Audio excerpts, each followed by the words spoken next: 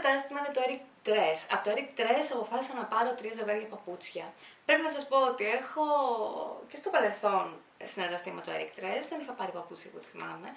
Όμως έχει μια τεράστια ποικιλία με παπούτσια και δεν μπορούσα να αντισταθώ. Πρώτα απ' όλα να σας δείξω αυτό εδώ το παπούτσι, το οποίο είναι υπέροχο. Δεν είχα τέτοιο στυλ, είναι λίγο διαστημικό παπούτσι. Είναι αυτό, έχει έξω τα δάχτυλα, έχει πάνω σαν...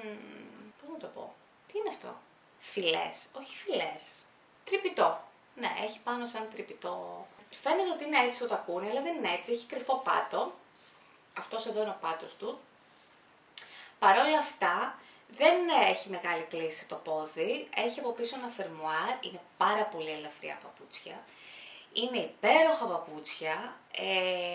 Εγώ να σας πω ότι όποτε παραγγέλνω παπούτσια, κυρίως πλατφόρμες από sites, από το ίντερνετ, κοιτάω τα γραμμάρια, πόσο ζυγίζουν, γιατί έχω πάρει αρκετές πλατφόρμες, κυρίως παλαιότερα, όχι τόσο από e-shops, αλλά από κανονικά μαγαζιά, τα οποία τα βλέπα στη βιτρίνα, έλεγα «Α, τι ωραία που είναι», τα έμπαινα, τα δοκίμαζα στο πόδι μου κάνουν ωραία.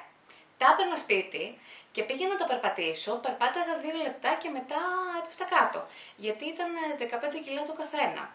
Οπότε εγώ όταν παραγγέλνω πλατφόρμες, κυρίως πλατφόρμες και τακούνια, κοιτάω τα γραμμάρια, πόσο ζυγίζουν και δεν θέλω να ξεπερνάνε το 1 κιλό και τα 2 παπούτσια το ζευγάρι.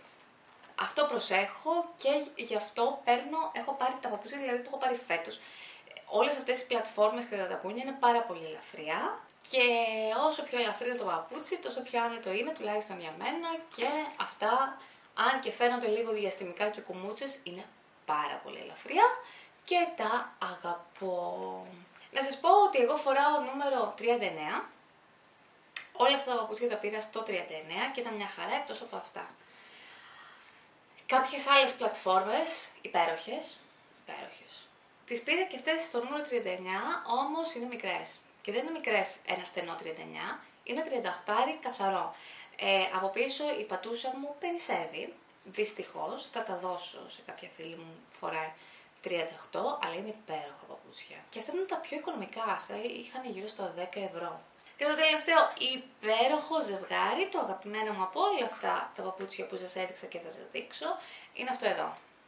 Είναι σαγιονάρα, να το πω, στυλ σαγιονάρας, έχει από πίσω ένα πολύ μικρό τακουνάκι και έχει παντού χάντρες και πουλιες και αυγερινούς.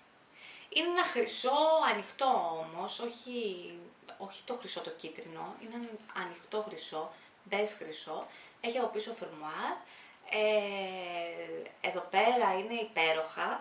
Εν τω μεταξύ στο site τα έδειχνε μόνο από πάνω, δεν έδειχνε αν έχουν τακούνι ή οτιδήποτε, αλλά επειδή μου άρεσαν πάρα πολύ όπως τα έβλεπα στη φωτογραφία, τα πήρα. Όμως είναι από τα πιο ακριβά τους παπούτσια, κοστίζουν γύρω στα 40 ευρώ.